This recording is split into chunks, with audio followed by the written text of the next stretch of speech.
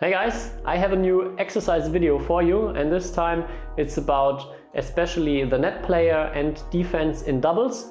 It's a really basic exercise you will also see all over the place, but you can do some small variations to make it a little bit more advanced, also get some more different aspects in it, and we call it net against defense. So let's have a closer look at that doubles exercise.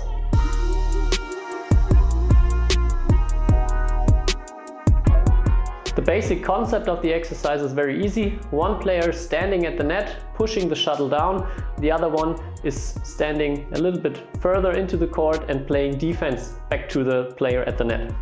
When you're standing at the net, don't get too close to the net. Like in doubles, you also wouldn't stand right behind the net. Leave a little bit space, so stand on the tee or a little bit behind the tee and push it down. And if you're defending, also try to change pace. Sometimes play a really hard defense if you see you have a little bit space at the net, so maybe you push the other one a little bit further back. Then you can also play a soft defense in front of him, so make it a little bit more challenging for the net player. Also the other way around, if you're at the net, you don't always have to play hard into the defending player. Sometimes just also block it in front of him, so he has to take a step forward, he has to stay active with his legs in defense, and it also gets a little bit more challenging for him. The next step you could do with this exercise is really fighting for the upper hand in the rally.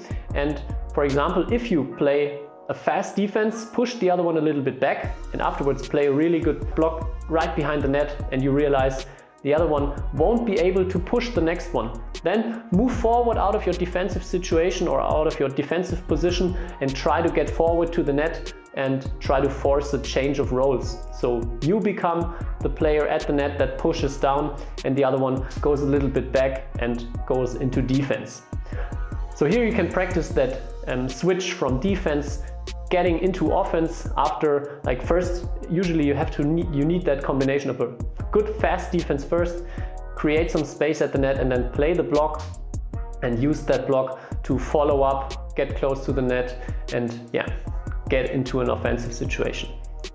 What you can also do is allow a bit shorter lift for the defensive player, so you can also play over the one at the net, especially if you see he's coming too close.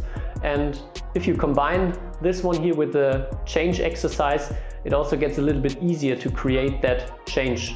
If the other one only has to cover the net, then it can be a little bit tough to get out of the defensive situation. If you give a little bit more options to the defensive player, it gets a bit easier for him and a little bit harder for the one at the net to defend his offensive situation. So much for this really important and very helpful exercise for doubles, because you're standing a lot at the net, or that is a really tricky situation if you're close to the net, only have little time to react, as well as if you're standing in defense and you want to get out of defensive situations.